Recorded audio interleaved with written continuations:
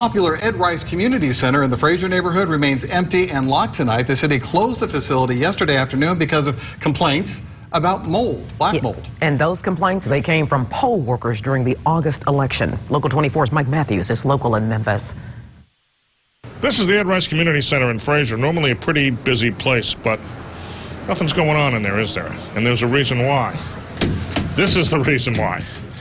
Ed Rice Center is closed until further notice. The Ed Rice Community Center was built more than half a century ago.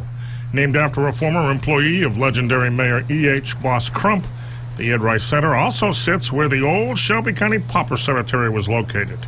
It is one of the busiest neighborhood cities in the city, a place for meetings and sports and classes for children, closed until further notice. It's going to be the pain in the because they're going to have to go somewhere else a little farther. Yeah. So where they live. If you live somewhere without a community center, you might not know how important these places are for residents.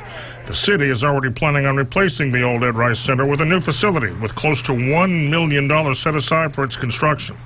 It's worth $1 million to 76-year-old Harold Owen, who takes his daily walks inside when the heat and humidity are too much. And these centers mean a lot to you. Sure they do. Yeah. They should mean a lot to everyone out here. That's what they were put here for. It has been a place to cool off. It's been a place where people who had evacuated New Orleans during Hurricane Katrina slept.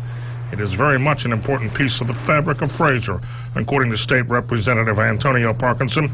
He was in Nashville when we caught up with him by phone. You think about it, you got everything from cooling centers to other things that are being utilized in that space. It all depends on how long this place stays closed, but normally this place is used for early voting in Shelby County, and the folks at the Elections Commission might have to change things if the Ed Rice Center stays closed.